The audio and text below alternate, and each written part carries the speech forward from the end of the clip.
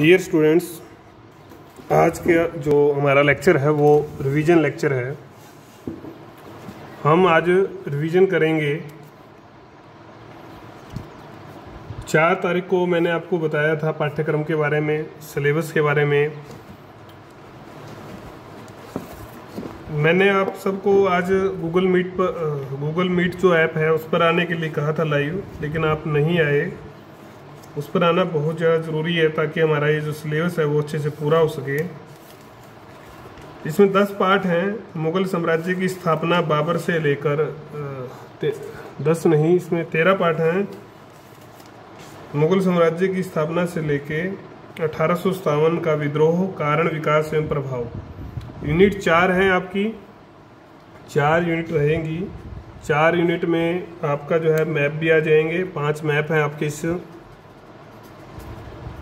तृतीय सेमेस्टर में। अगर आप थोड़ा थोड़ा कार्य अगर हर रोज करेंगे तो आपका कार्य बहुत ही अच्छे से और आनंददायी तरीके से हो जाएगा। आज हम जिस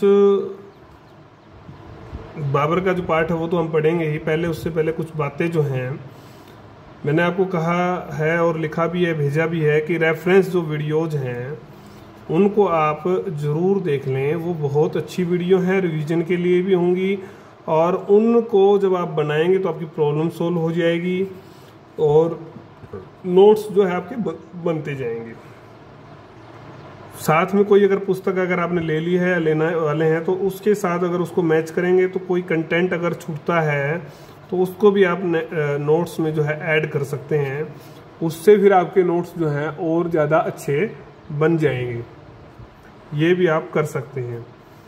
सिलेबस, हालांकि हमारे पास साधन कम है, आपके पास भी साधन हो सकता है कम हो इंटरनेट के, लेकिन मुझे यकीन है आप जो है सिलेबस बहुत अच्छे से नियमित रूप से करेंगे, आनंददायी तरीके से करेंगे। कोई भी प्रॉब्लम अगर आती है, मैंने पहले भी कहा है, रूटीन में मैं कह रहा हूँ, स्क्रीनशॉट लेकर आप बिल्कुल भी संकोच न करें। स्क्रीनशॉट लें, फ़ोटो लें, ऑडियो बनाएं, वीडियो बनाएं, किसी भी तरीके से आप अपनी प्रॉब्लम ले सकते हैं। और 1:30 बजे से लेके 2:30 बजे तक हर रोज़ मैं ऑनलाइन आपको मिलूँगा। व्हाट्सअप भी आप यूज़ कर सकते हैं अगर, और बिल्कुल अगर लाइव अगर आप आमने सामने जो फेस टू फेस अगर उसमें ऐप के द्वारा, तो गूगल मीट पर मैं जो है 1:30 से 2:30 ऑनलाइन रहूँगा, तो आप उस पर भी ये बातें आपकी पूछ सकते हैं। लेक्चर मिस तो आपको करना ही नहीं है। अटेंडेंस होगी आपकी, अटेंडेंस का रिकॉर्ड मेंटेन होगा, इसलिए आप ये कोताही ना करें कि क्लास को मिस करने की। वो हम आगे भी भेजेंगे, असेसमेंट में भी आपके काम आएगी। तो आज जो हमें मुख्य रूप से जो है मुगल साम्राज्य की स्थापना, उसमें बाबर और हुमायूं के बारे में पढ़ने वाले हैं। मुगल साम्राज्य की स्थापना और बाबर। आपने पिछली जो हमारा सेमेस्टर था उसमें आपने पढ़ा था लोधी वंश, सल्तनत काल जो पढ़ा था। सल्तनत काल में सल्तनत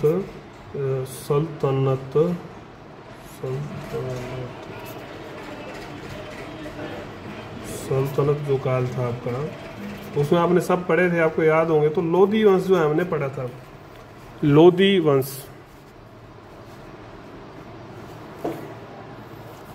वंश आपको याद होगा।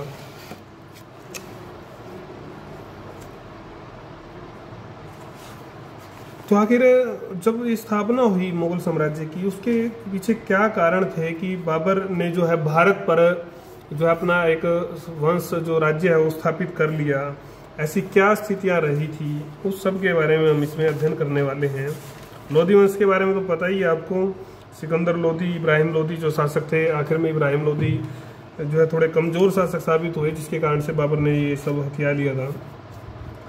अब अगर उस समय की जो स्थिति थी, ये क्वेश्चन भी है कि जब बाबर ने आक्रमण किया या 1526 का जो काल था, उस समय भारत की जो राजनीतिक स्थिति थी वो कैसी थी।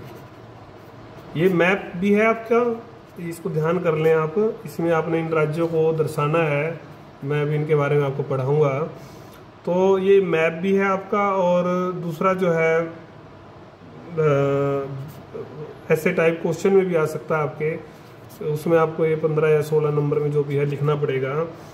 5 पेज लगभग आपको 4 से 5 पेज भरने पड़ते हैं, तो आपको थोड़ा अच्छे से इसको समझने की जरूरत है। तो उस समय जो उस समय का भारत था 1500 के आसपास का, तो उस समय राज्यों में आपसी फूट बहुत ज़्यादा थी। छोटे छोटे जो स्वतंत्र जो राज्य थे वो बटे हुए थे, आपस में एक दूसरे से लड़ते रहते थे, एक दूसरे को मतलब आपदा के समय अगर कोई बाहरी आक्रमण होता तो सहायता भी नहीं करते थे। तो इनकी जो स्थिति थी कमज़ोर थी। लड़ाई के कारण से ना धन था ना जन था, मतलब सेना का भी जो है कोई विशेष वो नहीं था। एकता का पूर्ण अभाव था, राजनीतिक एकता नहीं थी देश में कहीं भी। तो इस दुर्बल राजनीतिक स्थिति का लाभ उठाकर ही बाबर ने 21 अप्रैल 1526 को हमारे ऊपर आक्रमण किया था। 21 अप्रैल 1526 को आपको पता ही है, पानीपत की जिसको तीसरी लड़ाई के नाम से भी जाना जाता है।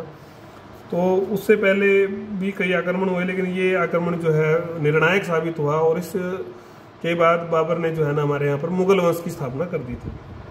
उसके बाद भी बाबर ने कई लड़ाइयाँ लड़ी, उसके बाद हुमायूं ने भी लड़ाइयाँ लड़ी।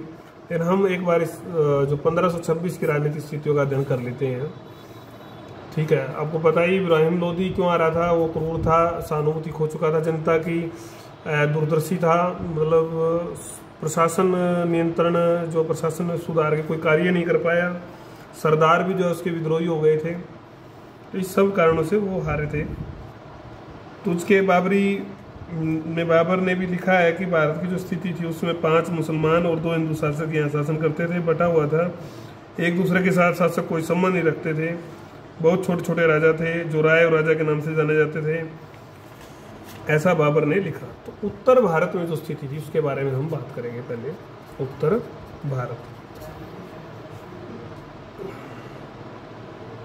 भारत में दिल्ली के बारे में आप पढ़ चुके हो। जो दिल्ली की स्थिति थी, दिल्ली में जो क्षेत्र आता था आगरा का, दिल्ली सल्तनत थी उस समय, आगरा, दोआब, बिहार का जो कुछ क्षेत्र वहाँ तक ही सीमित रह गई। इतनी बड़ी सल्तनत होती थी, आपने पढ़ा था मोहम्मद तुगलक के समय में, तुगलक काल में भी और अन्य कालों में भी, तो वो सिमट गई थी लोधी काल में। इब्राहिम लोधी जो शासन करता था, हमने अभी भी पढ़ा, दोबारा फिर पढ़ रहे हैं कि वो मतलब ना तो उसके पास अपने लोग रहे ना बाहरी लोग रहे, मतलब राज्य में कोई भी उसका न रिश्तेदार रहे, उसके जो उसके सगे संबंधी भी किसी पे विश्वास नहीं करता था वो। कोई सरदार जो है ना, मतलब हम बात करें तो उसके सरदारों की, तो सरदार जो है भड़क उठे थे, उन्होंने भी स्वतंत्रता की घोषणा कर दी थी। पंजाब के जो गवर्नर थे दौलत खां ने अपने पुत्र को काबुल भेजकर बाबर को यहाँ आने का निमंत्रण दिया, व्याक्रमण कर दे। इब्राहिम लोदी का जो चाचा था आलम खां, वो भी बाबर के पास पहुँचा, आलम खां भी बाबर के पास पहुँचा कि भाई भारत पर आक्रमण करो। और उनका वैसे मूल उद्देश्य तो ये था बाबर की जैसे तैसे इब्राहिम लोदी की सत्ता को ख़त्म करके एक बार, और उसके बाद जब यहाँ से बाबर तो चला जाएगा और फिर हम लोग सत्ता को हथिया लेंगे। थे तो स्वार्थी, सबके स्वार्थ के कारण से ही सब चल रहा था। लेकिन उसमें इब्राहिम लोदी भी जो है बराबर का भागीदार था। उसने ऐसी स्थितियाँ निर्माण की कि बाहर के व्यक्ति को आमंत्रित करना पड़े, प्रजा दुखी थी। तो ये उस समय की दिल्ली की सल्तनत की स्थिति थी, वहाँ के लोगों की स्थिति थी। पंजाब की अगर हम बात करें, अभी हमने बात की कि आलम खां लोधी था, दिल्ली गद्दी पर बैठना चाहता था, षड्यंत्र करके जो है उसने आरंभ कर दिए थे। इब्राहिम लोदी ने जब उसको दिल्ली के दरबार में उपस्थित होने का जो है ना कहा, तो वो उपस्थित नहीं हुआ, अपने बेटे को उसने भेज दिया और दिलावर खां को भेजा। तो दिलावर खां को बंदी बना लिया, खूब अपमान किया गया। तो आखिर में दिलावर खां तो भागने में कामयाब हो गया, लेकिन जब वो भाग कर आया और इसके पिता को और इसको जो है ना अपमान का जो बदला लेना था, उसके लिए भी इन्होंने बाबर को निमंत्रण दिया। और पंजाब का जो वैसे तो 1500 ईस्वी में ही के बाद ही जब सिकंदर लोदी ने इसको नियुक्त किया था, धीरे धीरे इसने स्वतंत्र शासक की तरह जो है व्यवहार करना शुरू कर दिया था। ऐसी वहाँ की स्थिति थी। अब बात करते हैं बंगाल की। बंगाल में 1519 में जो शासक थे वहाँ पर नुसरत शाह, स्वतंत्र तो ये भी मोहम्मद बिन तुगलक के काल में ही हो गया था, लेकिन नुसरत शाह जो काफ़ी योग्य और शक्तिशाली शासक था, इसने काफ़ी प्रशासन में सुधार किए, सोना मस्जिद, जामा मस्जिद बनाई और बाबर भी लिखता है कि ये सम्मानित राज्यों में से एक था उस समय के, मतलब इतना अच्छा जो है ये राज्य था। इसकी तारीफ बाबर ने भी की है। तो कुल मिलाकर इस राज्य की जो स्थिति थी वो स्ट्रोंग थी। समृद्ध और शक्तिशाली देशों में बंगाल उस समय था, मतलब स्वतंत्र था, अपना इसका काम अलग ही था। फिर बात करते हैं मेवाड़ की। मेवाड़ में राणा संग्राम सिंह, इनको राणा सांगा के नाम से भी जाना जाता है, सिसोदिया वंश से ये संबंध रखते थे। 1526 तक इन्होंने खूब दूर दूर तक विस्तार कर लिया था। 80 जो है ना इनके घाव का जिक्र भी आता है कि 80 घाव थे इनको, 80 घाव शरीर पर जो है ना चोटों के, लड़ाइयों को लड़ने के, खूब जो है ना शक्तिशाली सेना थी इसके पास। 80,000 घुड़सवारों की सेना थी। 80 घाव थे और 80,000 घुड़सवारों की सेना थी इनके पास। अंतिम हिंदू सम्राट के रूप में भी ये अमर रहे हो उस समय में। तो बाबर ने भी लिखा है, राणा सांगा हाल ही में अपनी वीरता और तलवार की शक्ति के कारण इतना बड़ा हो गया। वास्तव में उसका मुख्य राज्य चित्तौड़ था। मुसलमानों के राज्य को स्थापित करके हिंदू पादशाही स्थापित करना चाहते थे, हिंदुओं का राज्य स्थापित हो। हालांकि इनसे भी गड़बड़ हो गई थी। इन्होंने भी, ऐसा इतिहास में आता है जिक्र कि इन्होंने भी बाबर को निमंत्रण दिया था। ये मानते थे कि जो है बाबर जो है ना तैमूर की तरह जो है ना कुछ लूट के कुछ जो है ना सिस्टम यहाँ से चला जाएगा, और उसके बाद जब ये सल्तनत कालीन जो शासक हैं या जो वंश हैं ये कमज़ोर हो जाएंगे तो मैं भारत पर जो है हिंदू पादशाही की स्थापना कर दूंगा। लेकिन ऐसा नहीं हुआ। गुजरात में मोहम्मद बेगड, जिन्होंने 1459 से 1511 तक शासन किया, काफ़ी इलाका इन्होंने अपने राज्य में मिलाया, चंपानेर, बड़ौदा, जूनागढ़। उसके बाद जो है शासक जो आए 1511 में, मुजफ्फर शाह द्वितीय जो है गद्दी पर बैठे। मुजफ्फर शाह द्वितीय अपने पिता के समान योग्य नहीं थे, ना तो सेना इतनी अच्छी थी, ना कोष इतना अच्छा था। तो कोष इतना अच्छा था इनके पास, इनको जो है मालवा और मेवाड़ के शासकों से संघर्ष करना पड़ा। आखिर में 1526 में इनकी मृत्यु होगी। उसके बाद बहादुर शाह गुजरात की गद्दी पर बैठा। ये योग्य शासक था और काफ़ी लंबे समय तक इन्होंने शासन किया, 1537 तक, और ये स्वतंत्र जो है राज्य बना रहा। ये इस राज्य की स्थिति के बारे में हमने बात की। मालवा प्रांत के बारे में अगर हम बात करें तो दिलावर खां गोरी ने स्वतंत्र सत्ता स्थापित कर दी थी। 1435 तक इन्होंने शासन किया। अलग अलग शासक आते रहे। आखिर में मालवा का शासन जो है मैदिनी राव नामक राजपूत के हाथ में आ गया था। मैदिनी राव राजपूत ने काफ़ी जो प्रशासन में सुधार किए और हिंदुओं को महत्वपूर्ण पदों पर नियुक्त किया।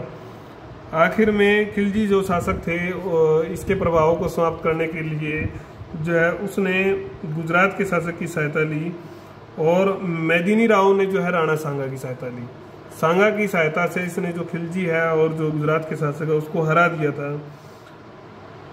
हालांकि राणा सांगा ने सुल्तान को मुक्त कर दिया, राज्य भी लुटा दिया, लेकिन लड़ाई झगड़े का वातावरण ये यहाँ बना रहा। आखिर में 1531 में गुजरात के शासक ने इसको जीत लिया था, बहादुर शाह ने, जो ये 37 तक शासक रहे थे। सिंध जो प्रांत था उसकी बात करें, मोहम्मद बिन तुगलक के समय ही स्वतंत्र हो गया था। शाह बेग अरगुन पहले भी शासक रहे, लेकिन हम 1526 के आसपास की बात करें तो 1520 में ये इनका अधिकार हो गया था। अरगुन वंश की इन्होंने स्थापना की, और इसके बाद इनका पुत्र जो था शाह हुसैन जो है 1526 में गद्दी पर बैठा, और वह योग्य शक्तिशाली था। उसने मुल्तान को भी अपने राज्य में मिला लिया, योग्य था इसीलिए। और जब बाबर का आक्रमण हुआ तो इन दोनों में जो है युद्ध चल रहा था। ये उस समय की सिंध की स्थिति थी। ये मैप में भी आएगा आपके, इसलिए इसको आपको थोड़ा सा अच्छे से कर लेना चाहिए। कश्मीर में जो है मैप में आपको 2 पेज की टिप्पणी बहुत होती है, 2 पेज की टिप्पणी लिखनी, लेकिन जब ये बड़ा क्वेश्चन में आ जाएगा तो आपको वहाँ 4 से 5 पेज लिखने पड़ेंगे। इसलिए आप इसको बड़ा और छोटा दोनों की दृष्टि से रखें। अगर बड़े क्वेश्चन में आ जाता है तो आप 4 से 5 पेज लिखें। अगर मैप की टिप्पणी के रूप में आ जाता है तो 2-2.5 पेज काफ़ी रहेंगे। तो मैप आपको मैंने बताया था, फिर भी मैं दोबारा करा दूंगा मैप भी। मैप के लिए आप ऑनलाइन जो क्लासें लेंगे उसमें भी आपको कराया जा सकता है मैप, और बाकी अगर स्थिति जब नॉर्मल होगी तो ऑफलाइन जब क्लासें लगेंगे आपकी तब भी मैप हम आपको रिवाइज करा देंगे। तब तक आप एक बार जो मैप आज आप कर रहे हैं, जिन राज्यों के बारे में हम पढ़ रहे हैं, इसका मैप होमवर्क के रूप में अपना रोल नंबर जो हमारा पैटर्न है वो लिख कर आप उसको बना लें, फाइल में रख लें।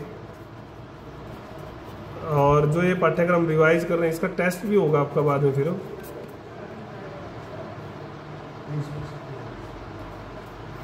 तो कश्मीर जो राज्य था वो पंजाब के उत्तर पूर्व में स्थित कश्मीर एक स्वतंत्र राज्य था। यहाँ पर 1420-70 की बात करें हम, 20 से 70 की, तो यहाँ पर जैनुल आबदीन का जो है राज्य था। कश्मीर का अकबर इनको कहा जाता था, इनके अच्छे कार्यों के लिए काफ़ी सुधार इन्होंने वहाँ पर किए थे। लेकिन हम बात करेंगे विशेष रूप से बाबर के आक्रमण के समय, तो जब यहाँ पर जो जिनका शासन था वो थे मोहम्मद शाह। तो इनके काल में जो है यहाँ पर आंतरिक व्यवस्था बिगड़ गई थी, आंतरिक व्यवस्था जो है बिगड़ी काफ़ी। उसके कारण से उसके एक मंत्री थे मलिक काजी चक ने सत्ता अपने हाथों में ले ली और आखिर में 1540 में मुगल सम्राट हुमायूं के एक संबंधी मिर्जा हैदर ने, हुमायूं के एक वो थे संबंधी मिर्जा हैदर, उन्होंने इसको हथिया लिया था। ये इसका इतिहास है। उड़ीसा में प्रताप रुद्रदेव, दिल्ली बहुत दूर था, दिल्ली सल्तनत, तो प्रताप रुद्र कुल मिलाकर स्वतंत्र यहाँ के शासक थे। 1526 में उन्होंने शासन स्थापित किया था और 1540 तक वो यहाँ शासक रहे। कुछ इनके समय में आंतरिक गुटबंदी तो जरूर हुई, उसका परिणाम, उसका लाभ जो है गोलकुंडा विजयनगर के शासकों ने उठाकर इसके क्षेत्रों पर अधिकार कर लिया था। खानदेश की अगर हम बात करें तो मलिक रजा फारूकी जो है ना इसका संस्थापक था, मलिक रजा फारूकी। और लेकिन बाबर के आक्रमण के जो समय जो शासक थे वो थे मीरन मोहम्मद यहाँ के शासक थे। 1520 में गद्दी पर बैठे थे। गुजरात की अधीनता में था। कमज़ोर अयोग्य शासक ही था कुल मिलाकर ये।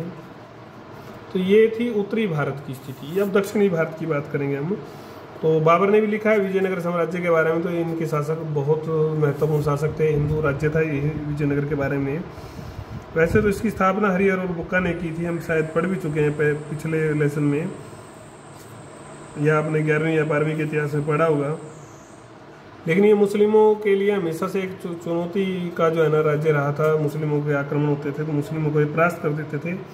इनके काल की विशेष जो बात थी वो थी कला और साहित्य को यहाँ पर विशेष संरक्षण मिला, और संस्कृति के रूप में भी और राजनीतिक रूप से भी ये समृद्धशाली रहा और शक्तिशाली रहा। ऐसा प्रांत ये कुल मिलाकर था। बहमनी की अगर हम बात करें तो 1481 के बाद जब मोहम्मद गवाह की हत्या हुई उसके बाद विघटन प्रारंभ हो गया था इस राज्य का। तो ये बाद में जो है 5 उसमें हिस्सों में बट गया। निजाम शाही अहमदनगर में जो थी वो निजाम शाही चलती थी, और बीजापुर में आदिल शाही चलती थी। बीदर में जो है आपके बरीद शाही, बीदर में बरीद शाही, और बरार में इमाद शाही, और गोलकुंडा में कुतुब शाही। 1 मिनट का हम इसमें गैप लेंगे फिर आपको करवाएंगे।